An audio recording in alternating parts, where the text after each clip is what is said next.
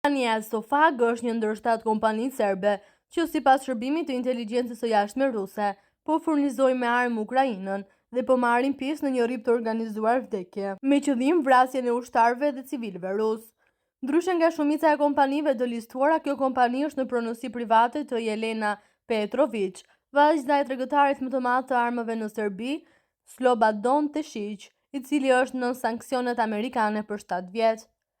Në 2 vite të hyrat e kompanisë janë rritur për 15, shkruan Nova RS. Zyra e shtypit e shërbimit të inteligjencës së jashtme të Federatës Ruse të njëjtën ka lëshuar papritur një deklaratë të ashpër në të cilën thuhet se kompanitë serbe të mbrojtjes, megjithatë neutralitetin e deklaruar të Beogradit zyrtar, vazhdojnë të dërgojnë municione në Kiev.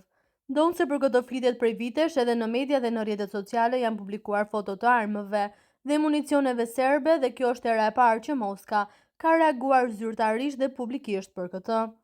Kontributi i industrisë së mbrojtjes serbe në luftë, siç thanë ata, matet me qindra mijëra predha për raketë hedhës të shumtë dhe obus, si dhe miliona plumba për armë këmbësorie.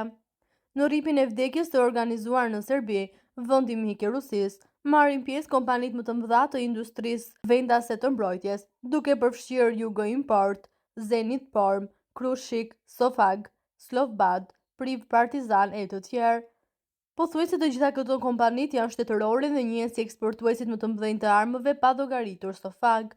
Kjo kompani është në pronësi të Jelena Petrović, vajzës së tregëtarit të famshëm të armëve Slobodan Tešić, i cili prej vitesh është nën sanksionet e SBA-s me akuzën e dhënies së rishfetit dhe ndihmës financiare në mënyrë të drejtpërdrejtë ose të tërthortë për të siguruar kontratë të armësh me vende të ndryshme.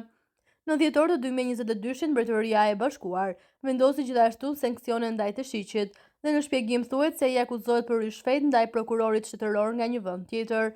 Ai dyshohet se ka dhënë rishfet zyrtarët të Bosnjës dhe Hercegovinës, të ndjerit Milardo Barashani, kryeprokuror, si dhe Selmo Citokoqin, ish ministri të mbrojtjes. Tešići konfirmoi një vit më parë se ai është ende në biznesin e shitjes së armëve pavarësisht sanksioneve dhe një nga mënyrat për ta bërë këtë është përmes kompanisë së vajzës së tij.